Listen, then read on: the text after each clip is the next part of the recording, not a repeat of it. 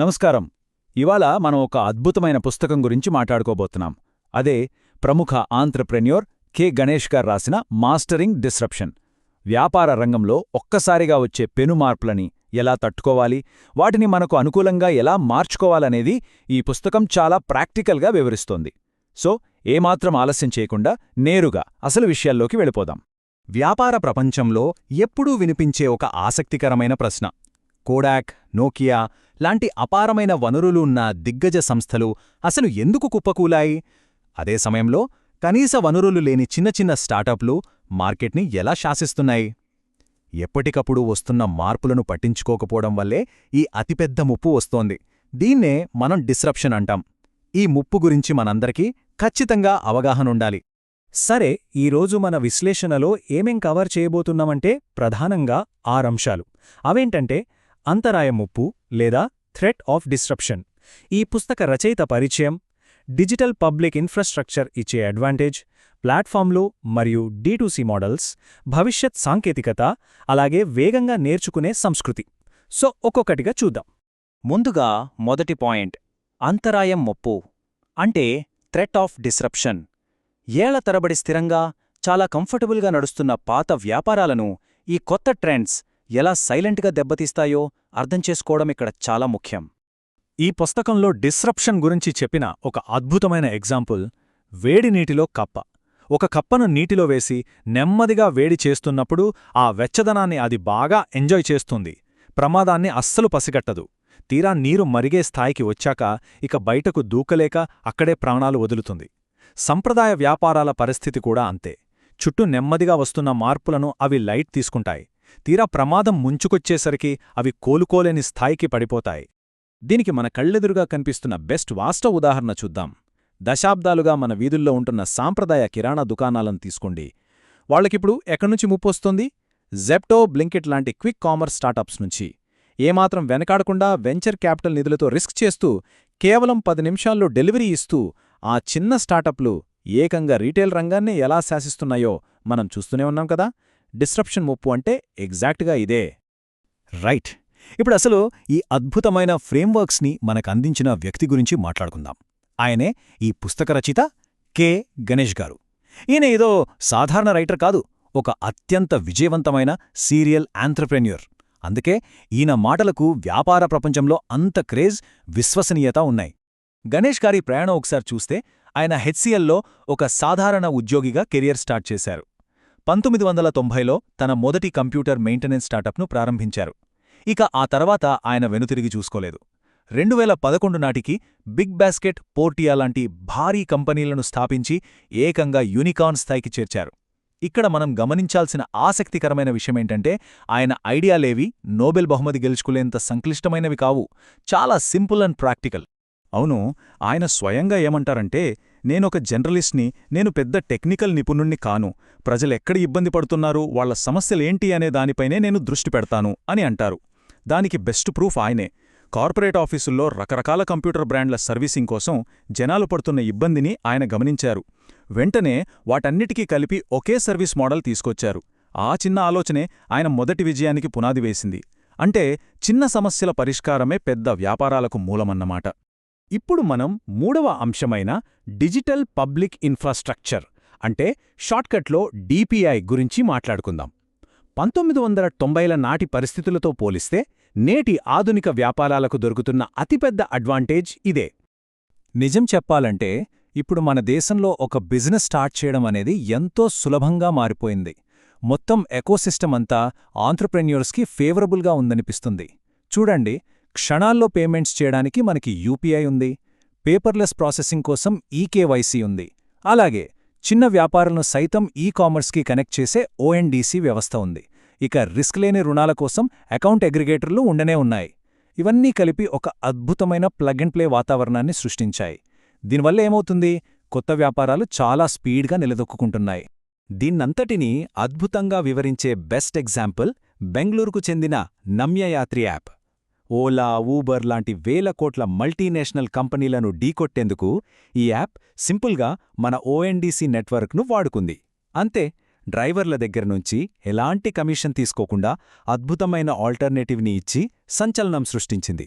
ఒక సామాన్యమైన టెక్నాలజీతో ఏకంగా బహుళజాతి సంస్థలకే చెమటలు పట్టించవచ్చని ఈ డిపిఐ మోడల్ ప్రూవ్ చేసింది. ఇట్స్ రియలీ మైండ్ బ్లోయింగ్ కదా. సరే, మన నెక్స్ట్ టాపిక్లోకి వెళదాం. అదే ప్లాట్ఫామ్లు మరియు D2C అంటే డైరెక్ట్ టు కన్జ్యూమర్ మోడల్స్ అన్నమాట. బ్రాండ్లు మార్కెట్లోకి వెళ్లే విధానాన్ని ఈ ప్లాట్ఫామ్ ఎకోసిస్టమ్స్ ఎంతలా మార్చేశాయో ఇక్కడ మనం చాలా క్లియర్గా తెలుసుకోవచ్చు. ఒకప్పుడు ఫ్లిప్కార్ట్ లేదా అమెజాన్ లాంటి సంస్థలు ఫస్ట్ టైం మార్కెట్లోకొచ్చినప్పుడు పరిస్థితేంటి? లాజిస్టిక్స్, గిడ్డంగులు, ఆన్లైన్ పేమెంట్ గేట్వేలు ఇవన్నీ వాళ్లే సొంతంగా స్క్రాచ్ నుంచి బిల్డ్ చేసుకోవాల్సొచ్చేది. కానీ ఇప్పుడు సీన్ పూర్తిగా మారిపోయింది. ఆధునిక D2C బ్రాండ్లు కేవలం తమ ప్రొడక్ట్ తయారీ, దాని డిజైన్ మీద మాత్రమే ఫోకస్ చేస్తున్నాయి. మరి మిగతా పనుల సంగతం? వాటికోసం ముందే రెడీగా ఉన్న ఏపీఐలను, ప్లాట్ఫామ్లను ప్లగ్ అండ్ ప్లేలాగా చాలా ఈజీగా వాడుకుంటున్నాయి. ఇదొక గేమ్ చేంజర్ అని చెప్పొచ్చు. దీనికి పర్ఫెక్ట్ ఎగ్జాంపుల్ ఈ మధ్య ట్రెండింగ్లో ఉన్న క్లౌడ్ కిచెన్స్. ఇప్పుడు ఎవరైనా ఒక కిచెన్ పెట్టి కేవలం రుచికరమైన ఫుడ్ వండితే చాలు, వాళ్లకి ప్రత్యేకంగా పెద్ద రెస్టారెంట్ అక్కర్లేదు. కస్టమర్లను వెతకడం, ఆర్డర్లు తీసుకోవడం, డెలివరీ చేయడం, ఈ తలనొప్పులన్నీ స్విగ్గీ, జొమాటో లాంటి ప్లాట్ఫామ్లు చూసుకుంటాయి. దీనివల్ల ఇనీషియల్ కాస్ట్, శ్రమ అనూహ్యంగా తగ్గిపోయాయి. కొత్తవాళ్లు బిజినెస్ స్టార్ట్ చేయడం చాలా సింపుల్ అయిపోయింది. సరే, ఇక మన 5వ అంశం భవిష్యత్ సాంకేతికత, ఫ్యూచర్ టెక్నాలజీస్.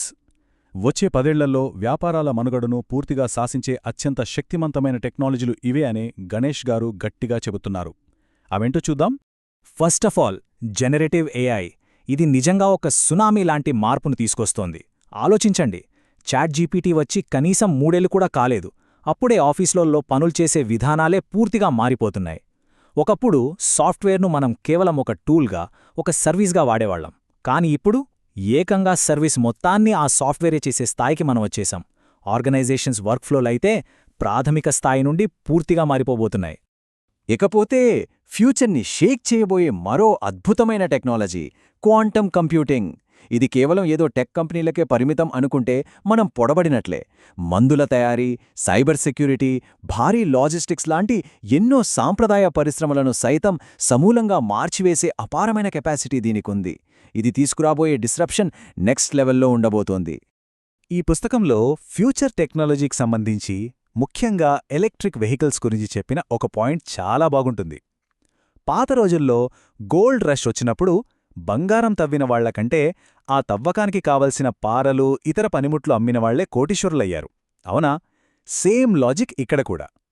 ఇప్పుడు ఈవీ రంగంలో డైరెక్ట్గా కార్లు తయారు చేయడం కంటే బ్యాటరీ ఛార్జింగ్ స్టేషన్లు పెట్టడం, బ్యాటరీ స్వాపింగ్ నెట్వర్క్స్, ఇంకా ఎలక్ట్రానిక్ వ్యర్థాల రీసైక్లింగ్ లాంటి సపోర్టింగ్ సిస్టమ్స్లోనే బిగ్గెస్ట్ ఆపర్చునిటీస్ ఉన్నాయని మనం గ్రహించాలి. ఫైనల్గా మనం చివరి అంశానికొచ్చేశాం.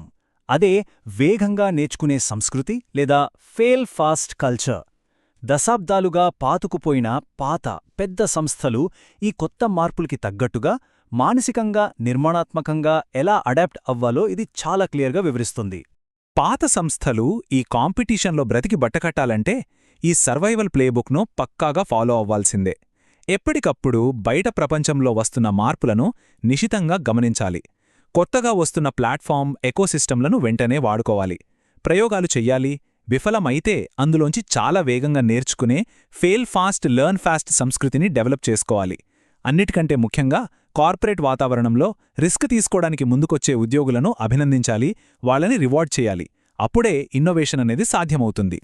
ఈ డిస్రప్షన్ అనే సునామీని తట్టుకోవాలంటే మనం కేవలం టెక్నాలజీని మారిస్తే సరిపోదు. మన వర్క్ఫోర్స్ను కూడా ఆధునికీకరించాలి. అంటే మన దగ్గరున్న పాత ఉద్యోగులకు కొత్త స్కిల్స్ నేర్పించాలి. అదే సమయంలో ఫ్రెష్ ఐడియాస్ ఉన్న కుర్రాలని టీంలోకి తీసుకోవాలి. ఇకపోతే బయటి సంస్థలతో కలిసి పనిచేసే ఓపెన్ పార్ట్నర్షిప్లను ఎంకరేజ్ చేయాలి. దీనికో బెస్ట్ ఎగ్జాంపుల్ చెప్పనా? ఎలాన్ మస్క్ తన ఎలక్ట్రిక్ బ్యాటరీ టెక్నాలజీని అందరికీ అందుబాటులో ఉంచేలా ఓపెన్ సోర్స్ చేశారు. దీనివల్ల ఏమైంది? మొత్తం ఎకోసిస్టమ్ అంతా డెవలప్ అయింది. ఇలా కలిసి పనిచేయడం భవిష్యత్తుకు చాలా అవసరం. కాబట్టి మనం అర్థం చేసుకోవాల్సిన ఒక క్రూషియల్ పాయింట్ ఏంటంటే, డిస్రప్షన్ అనేది ఈ రోజుల్లో అనివార్యం. దాన్ని ఎవ్వరూ ఆపలేరు. అయితే దాని గురించి భయపడాల్సిన అవసరం అస్సలు లేదు.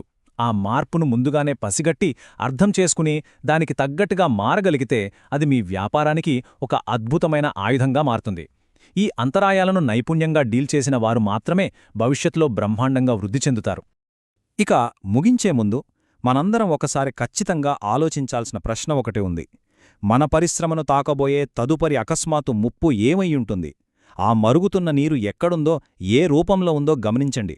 ఈరోజు మనం మాట్లాడుకున్న ఈ ప్రాక్టికల్ ఫ్రేమ్వర్క్స్ను దానికి అప్లై చేసి చూడండి. అప్పుడు ఖచ్చితంగా సమాధానాలు దొరుకుతాయి. కొత్త మార్పుల కోసం ఎప్పుడూ సిద్ధంగా ఉండండి. ఈ విశ్లేషణ మీకు ఉపయోగపడిందని ఆశిస్తున్నాను. మళ్ళీ మరొక ఇంట్రెస్టింగ్ టాపిక్తో కలుద్దాం.